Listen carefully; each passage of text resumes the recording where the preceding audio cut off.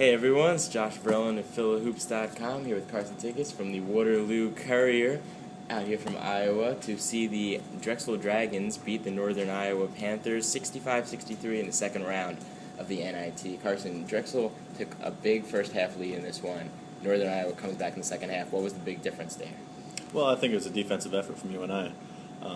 Givens was pretty much getting what he wanted there in the first half, and they made some adjustments at halftime. And I think if you just look at the box score, he still did a little bit of damage there in the second half, but look at the box score, it wasn't as big, and UNI was getting steals, getting their hand on the ball, and that's what turned it around. And that's the kind of team they are. When they get going on the defensive end, it kind of filters over to the offensive end too, and that's it's quite the comeback though either way.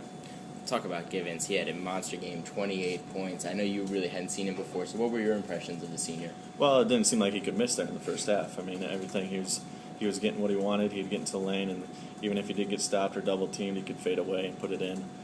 So he was tough. I think 11 of 13 from the field. I mean, that kind of says a lot right there.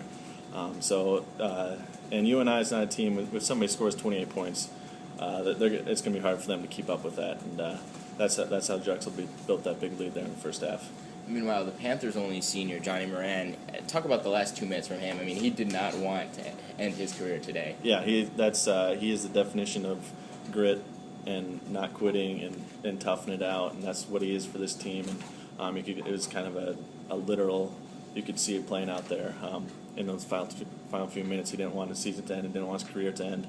But unfortunately, didn't get that last shot to fall, and that's the way it goes sometimes. And where does Northern Iowa move on from here? I mean, they're still a pretty young team. Is this an NCAA team next year?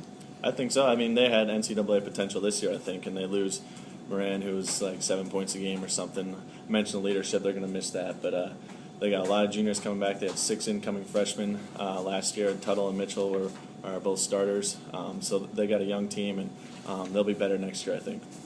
The other double-digit scores for Drexel, Chris Fauch had 16, Franz Massenet had 11. Drexel survives by 2, 65-63. Carson, thanks so much for sitting down with us.